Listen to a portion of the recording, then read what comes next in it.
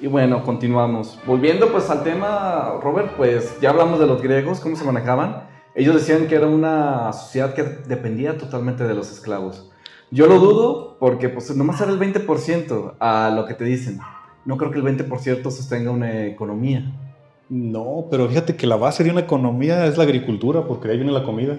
Y si no hay comida, pues todos le... Entonces es algo de lo que no se habla mucho. La agricultura realmente es la base de todos. Y normalmente es donde estaban los esclavos, o sea, fue trabajando en los campos, la agricultura, de ahí venían los alimentos de los demás. Ahora, en aquel tiempo el dinero no era tan común, no era como que ahorita que hay billetes y monedas por todos lados. En aquellos tiempos había más el trueque o los intercambios de trabajo por otras cosas. Entonces vamos a decir, un rey pues tenía a sus esclavos trabajando en la agricultura y con la agricultura tenía comida para pagarle a otros trabajos. Entonces la comida era como la moneda de cambio, era como el dinero de aquellos tiempos. Entonces... De hecho, eso también pasa en la Biblia, que me acuerdo que cuando José, que también era un esclavo, si no mal recuerdo, lo vendieron como esclavo a Egipto, sus hermanos, hijos. entonces ahí habla de los 7 años de hambruna, que cuando le dijo al rey que pues ponte a almacenar el grano, que ahí vienen los tiempos de hambruna, que fue cuando se volvieron ricos, que pusieron a hacer el intercambio. Sí, de hecho hizo varias obras José, también acueductos y muchas cuestiones de agricultura para prepararse para esos tiempos. Y Egipto en aquel entonces pues eran 2 países ahí junto al río que no eran pues la gran cosa. Pero después de eso, cuando viene la hambruna en toda esa zona, Egipto como tenía semillas, empieza a venderlas, pues la gente no alcanza a pagar, empieza a confiscar tierras, empieza a confiscar oro, empieza a confiscar un montón de cosas y pues se hace súper millonario Egipto en aquella época. Esa es otra manera de hacer esclavitud. Los griegos sí había una pelea entre que había personas que merecían ser esclavas y había una pelea que son cosas circunstanciales. En la mayoría del mundo fue visto de cosas circunstancial, ya sea para pagar una deuda o eran botines de guerras las personas. Sí, la esclavitud tiene más que ver con eso, con un país que invade a otro y se trae a la gente y los usa como trabajadores. Sería como lo más aproximado a la palabra esclavo. O como moneda de cambio, como actualmente pasa en México. Entonces, si se fijan en la iglesia, si usted quiere, bueno, no en la iglesia, en el mito judío, que comparte el Islam y que comparte la religión cristiana, busquen las diferentes versiones de los 10 mandamientos y ustedes van a encontrar que hay una guía de cómo tratar bien a tu esclavo. Es muy diferente a los 10 mandamientos que conocemos actualmente, que ya es una versión occidentalizada, moderna, con la filosofía grecorromana y los genios occidentales. Sí, para aquellos tiempos era como una especie de constitución política. O sea, de hecho yo comparo a Moisés con el primer creador de un país moderno, de un país con una constitución escrita, sus leyes, su forma de organizarse.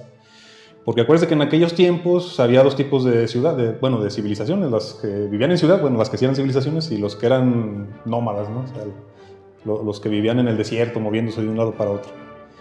Tenían diferentes formas de organización social, porque, por ejemplo, los nómadas, los beduinos, vamos a decir los que son los más famosos, ellos no podían tener algo escrito, no podían tener bibliotecas. ¿Por qué? Pues porque no iban a cargar 500 libros en burros y pasearlos por todo el desierto, ¿verdad? Pues no era práctico. Entonces ellos, su cultura era de voz, era de compartir el conocimiento con voz. Entonces ellos pensar en una constitución escrita, libros de ley y todo eso, pues no embonaba con su estilo de vida. Pero las ciudades como Egipto, ellos sí tenían escrito, tenían todas esas ondas, pero la ley la ejercían los reyes o los sacerdotes. Entonces tampoco había una ley escrita, eran los sacerdotes o la gente entendida, estudiada, los que decidían cierta situación. Eso es lo que pasa mucho con el Talmud. Lo que vino a hacer la Iglesia Católica, y ya lo hemos mencionado mucho, fue estandarizar y evitar caer en los errores del pasado, porque ya estaba todo concesionado. Ok, esto no sirve, se va a hacer esto. No, que yo siento que sí, no, nada, se debe hacer así y ya. Entonces nosotros pensamos en la Constitución y pensamos en las revoluciones de 1910, ¿no? Cuando los países empezaron a independizarse de los reyes y empezaron a hacer sus constituciones políticas, pues por ahí los años 1900, 1800, 1700. Por ahí ese siglo yo pienso como 1700 deben de haber empezado con esas ondas, ¿no? De querer separarse de los reyes y hacer constituciones. Pero 3500 años antes, Moisés ya había escrito esa... Si tu esclavo se porta así, tal cosa. Si tu güey cornó al güey del vecino, tal multa. Si tú hiciste tal cosa, te va a tocar una multa de tanto. Entonces realmente la constitución política, la primera, fue hace 3500 años con Moisés, pero no la vemos de ese modo, pues pensamos que las constituciones son nuevas de hace 100, 200 años. Y la buena nueva vino cuando llegó Jesucristo y dijo, todos somos iguales. Eso fue revolucionario, porque en aquel entonces no se veía a nadie como un igual. La otra cosa revolucionaria es ama a tu prójimo como a ti mismo. Porque en aquel entonces no podían amar al prójimo ni a sí mismos. Por eso ahorita tenemos mucho emo satánico, no se aman ellos mismos. Ahora usted va a decir, no, la Biblia no dice exactamente eso. Pero Jesús, si ve los lugares a los que iba a los lugares donde los judíos no querían ir. O sea, había ciertas pilas donde, por ejemplo, se lavaban los discapacitados, los enfermos, los extranjeros, y esa pila la tenían afuera de la ciudad, así lejitos del templo. Y los sacerdotes no iban para allá, era como que guácala, yo no quiero ir allá a esa pila de... ¡Ay, pero qué asco! Y si se fijan, Jesús estaba ahí, o sea, Jesús estaba en el lugar donde los otros rabinos no querían ir y le hablaba a la gente que los demás no querían hablarle. Entonces, él con sus acciones habló de esa igualdad. Inclusive no importa si hay textos que difieren con eso, vamos a algo que sí es muy importante. Hoy en Occidente se ve de esa manera Jesús y es una forma muy avanzada de ver un filósofo y un modo de vida y cómo tratar a las personas. Y curiosamente pues sí coinciden lo que viene siendo los islamitas, los judíos lo odian y todos menos... inclusive los budistas lo tienen como una de las reencarnaciones de Buda. Para ellos Jesús fue un Buda. Hay un iluminado. Entonces, que sí, para ellos la palabra iluminado es como alguien bien inteligente, alguien que logra ver algo que los demás no ven. Entonces Jesús es un iluminado, es alguien que vio algo que los demás no. Su filosofía es muy importante. Y pues volviendo, ahorita cambiando un poco, vámonos precisamente con los musulmanes. Los musulmanes tienen muy poco tiempo relativamente. Por ahí Mohamed puso sus faramañas por ahí del año 300, 400 después de Cristo, no me acuerdo. Creo que por el 500 a lo que me... Y ellos tenían un sistema de esclavos mucho más avanzado, un sistema de esclavitud en conquista, donde tenían lo que viene siendo el esclavo domesticado, el eunuco, las concubinas y los soldados, que vendrían siendo los famosos mamelucos. Los mamelucos. De ahí pues ya vienen los esclavos por cuestiones religiosas, que vendríamos siendo todos nosotros, nos ven con esclavos, porque eso fue lo que les prometió Dios, ellos son el pueblo elegido. Hagan de cuenta algo muy similar a lo que pasa con los judíos extremistas, que ellos también son el pueblo elegido y nos ven a todos como esclavos. Por eso la queja de que los judíos los judíos aquello, bueno, esto ya lo vimos en las sectas. Mientras no se detengan las sectas, esto va a seguir pasando. Y mientras los judíos no estandaricen su creencia, también va a seguir pasando, porque van a venir con sus interpretaciones a lo que se les dé la gana. Acuérdense que cada religión tiene sus propias sectas. Los budistas, hay una verdadera religión budista y un montón de sectas. Los judíos igual, hay una verdadera religión judía y un montón de sectas. Los católicos también, los cristianos también, los musulmanes también. Y normalmente las sectas son las que traen un montón de broncas. Son las que están causando broncas en todo el mundo. Es correcto.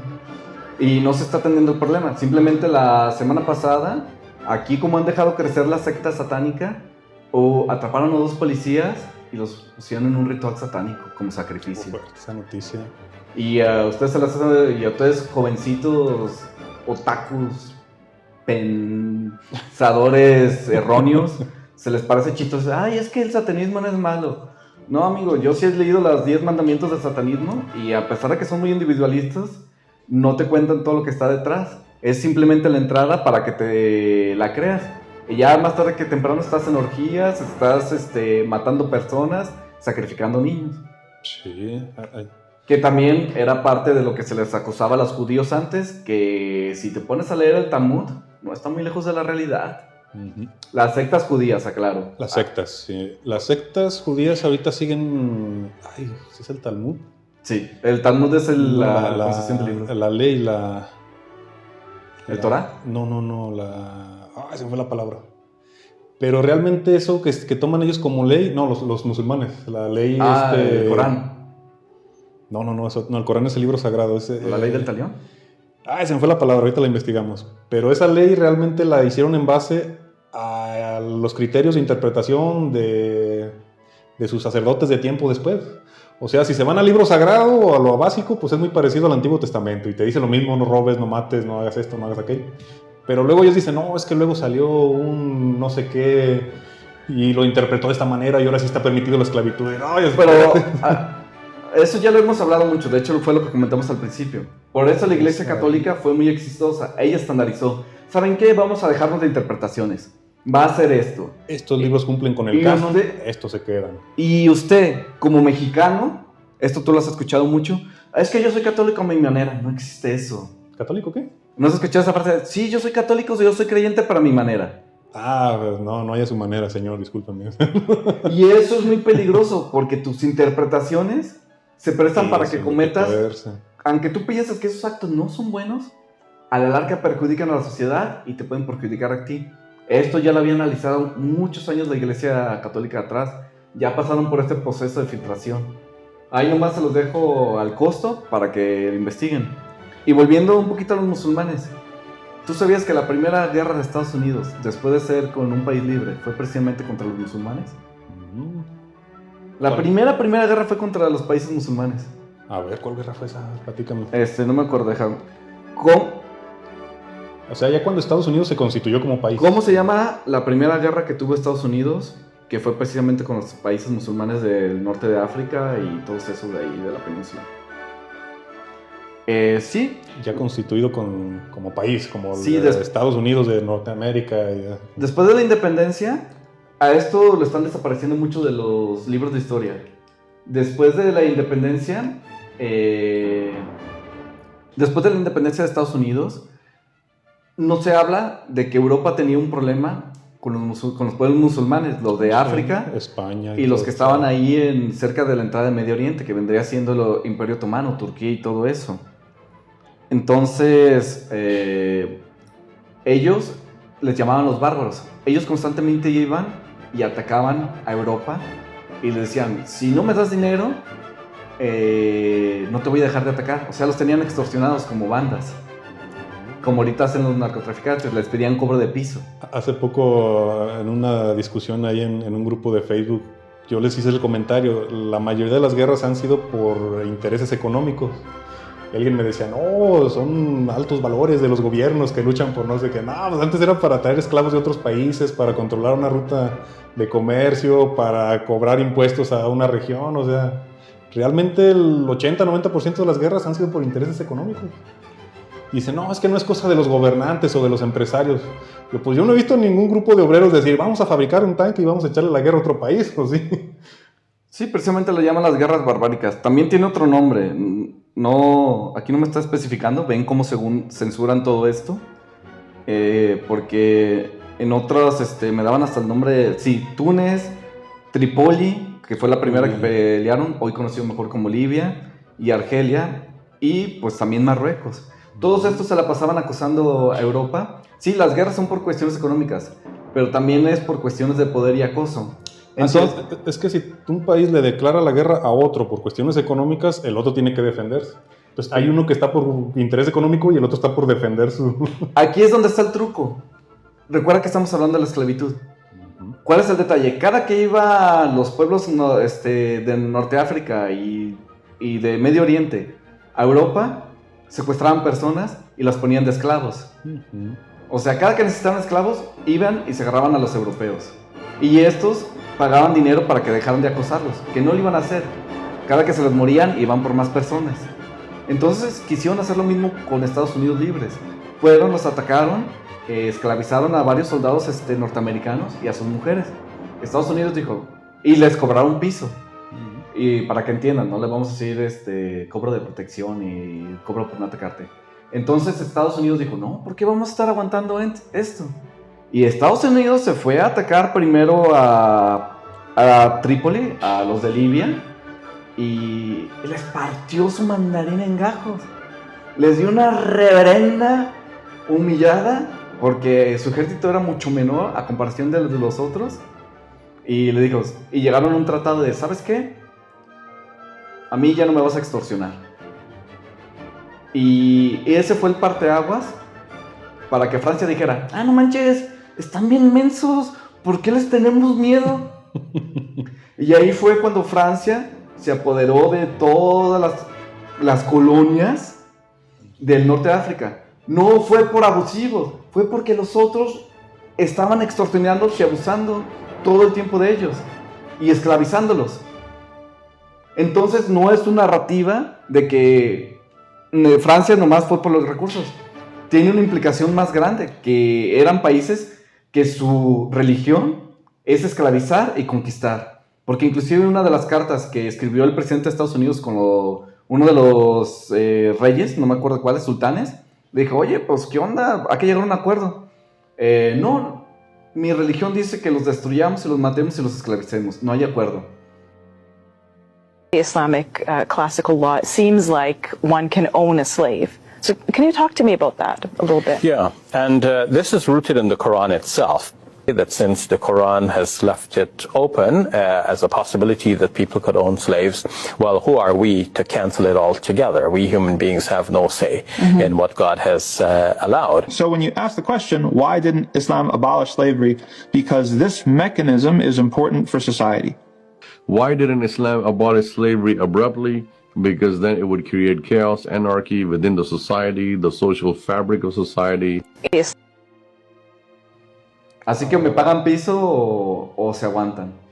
Y para que vean qué grande es el problema de la esclavitud. Y voy con esto, porque no sé si te acuerdas que hasta hace poco, 10 años, había películas de cómo los árabes seguían secuestrando a chicas europeas para hacerlas esclavas sexuales. Sí. No es un tema muy viejo. No. No han dejado de hacerlo. Tan antiguos. Y es lo que también últimamente he estado viendo videos de estas sectas judías, musulmanas y de otros lados. Y son las únicas que veo que quieren dominar al mundo o esclavizar al mundo. Y digo que yo nunca he visto un video de un sacerdote católico diciendo, los católicos, vamos. No. Y es donde tú dices, caray, pues se me hace que las otras sectas, religiones están más locochonas y los católicos somos los que llevamos la delantera, más evolucionados. Es que somos una cultura más evolucionada, que está yendo en retroceso gracias al feminismo. No me voy a cansar de repetirlo. Gracias al feminismo, al LGTBismo y al wokismo, vamos hacia atrás. Y bueno, solo quería agregar esto para que tomen en cuenta de lo que está pasando. Ahorita en Europa también, todos los refugiados musulmanes que están llegando están violando y secuestrando a las chicas porque es parte de su religión. Ellos, su religión le dice, viola a las mujeres que no son, que no siguen el camino de Alá. Entonces todo es una forma de sumisión. Y ahí tienes miles de millones porque ya ha llegado a millones de chicas europeas siendo violadas y secuestradas por los musulmanes. Que también es un plan de contrista. A las que embarazan es para mimetizarse entre la gente y meterse al gobierno. Oye, y ahorita que aquí en México somos todos muy mestizos, que tenemos mezcla de africanos, de los indígenas de aquí, de europeos y de... ¿No será que algún día Europa van a acabar como nosotros? Que sean una mezcolanza de asiáticos, africanos, europeos y todo. Si te fijas, es por eso que México nunca ha sido estable, en general Latinoamérica. Como no se logra hegemonizar las cosas, siempre estamos en caos. Y con las fronteras abiertas, México nunca cuida sus fronteras. Siempre está llegando gente con culturas, va a sonar muy feo, pero con culturas más primitivas. Siempre están cruzando por aquí y cuando llegan aquí, damos 5 o 7 pasos para atrás. Aparte que la planación urbana y todos esos problemas que vienen con la sobremigración. Entonces, toda esta migración mal planeada nos envía pasos para atrás. Vean El Salvador, ¿qué hizo? Basta. Tiene mejor control de fronteras y tiene mejor control de la hegemonía de su gente. ¿Y cuál es el resultado? Paz y orden. Sí. Y bueno, ya llevamos 15 minutos. ¿Quieres que lo dejemos aquí? ¿O mencionamos rápido la esclavitud en China y Asia? Una reflexión ahorita que hablamos de la guerra. Ahorita los países que están en guerra y capturan a soldados de los enemigos, cuando ya empieza la reconstrucción del país, muchas veces esos soldados los usan para trabajar en la reconstrucción. ¿Eso cuenta como esclavitud? Sí, totalmente. Eso sí sería exactamente lo que se conocería como esclavitud, agarrar a una persona capturada de otro país y ponerla a trabajar en tu país. ¿Y por qué la gente no se queja de eso? ¿No? Es como, bueno, pues es que el soldado fue a atacar al otro país, lo capturaron y ya tienen 3 años trabajando para reconstruir lo que destruyeron. No tenemos esa doble moral de, no debería existir la esclavitud. Bueno, no, sí que trabaje porque ellos estuvieron en la guerra. Pero bueno, solo se lo dejo como reflexión. A ver. Bueno, hacemos una pausa y ahorita continuamos. Islamic classical law, it seems like one can own a slave. So can you talk to me about that a little bit? Yeah, and this is rooted in the Quran itself, that since the Quran has left it open as a possibility that people could own slaves, well, who are we to cancel it altogether? We human beings have no say in what God has allowed. So when you ask the question, why didn't Islam abolish slavery? Because this mechanism is important for society. Why didn't Islam abolish slavery abruptly? Because then it would create chaos, anarchy within the society, the social fabric of society. Yes.